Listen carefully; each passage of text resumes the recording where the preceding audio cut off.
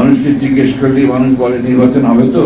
আজকে যদি নির্বাচন বন্ধ করা হয় ফ্যাসিবাদের ফিরে আসার সম্ভাবনা অনেক বাড়বে। একটা ষড়যন্ত্র চলছে, এই ষড়যন্ত্রটা হচ্ছে যে এই মধ্যপন্থা রাজনীতি, উদারপন্থী রাজনীতি, উদারপন্থী গণতন্ত্র তাকে সরিয়ে দিয়ে একটা প্রবাদের রাজনীতিকে নিয়ে আসা বাংলাদেশে, এটাও বাংলাদেশের জন্য চরম ক্ষতিকর হবে।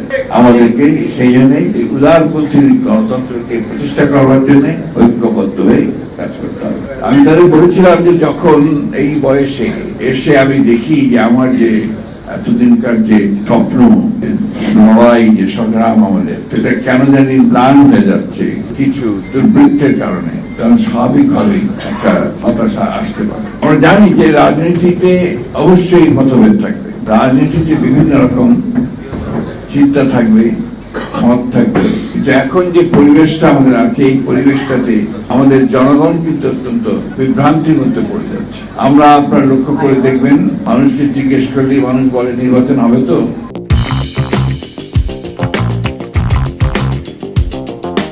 এই যে একটা ধরনের শঙ্কা, আশঙ্কা এবং এক ধরনের আপনার হতাশা এসে যায় যে হবে তো।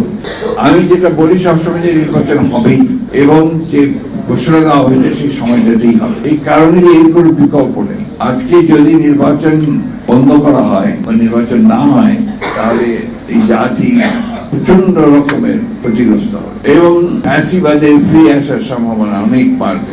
আপনারা নিশ্চয়ই লক্ষ্য করছেন যে বিভিন্ন খান থেকে বিভিন্ন সময় অনেকেই চেষ্টা করছে এই ফ্যাসিবাদকে নিয়ে আবার কথা বলার জন্য এবং বিদেশেও আপনার এটা নিয়ে কাজ হচ্ছে। তাই নির্বাচনটা খুব দ্রুত দরকার, সে কথাটা আমরা বারবার বলেছি এবং আমরা মনে করি যে একটা অবাধ, সুষ্ঠু, নিরপেক্ষ নির্বাচনের মধ্য দিয়ে আমরা আমাদের যে কাঙ্ক্ষিত লক্ষ্য গণতান্ত্রিক রাষ্ট্র ব্যবস্থা, সেই রাষ্ট্র ব্যবস্থায় আমরা যাওয়ার সুযোগ পাবো। ডক্টর মাহাদিন যে কথাগুলো বলেছেন অত্যন্ত বাস্তবসম্মত কথা, যে আমরা সংস্কার করছি। সংস্কারের কথা তো প্রথমে বিএনপি বলেছে। বাংলাদেশের যা কিছু পরিবর্তন, পুরো পরিবর্তনের কিন্তু আপনার বিএনপির মাধ্যমে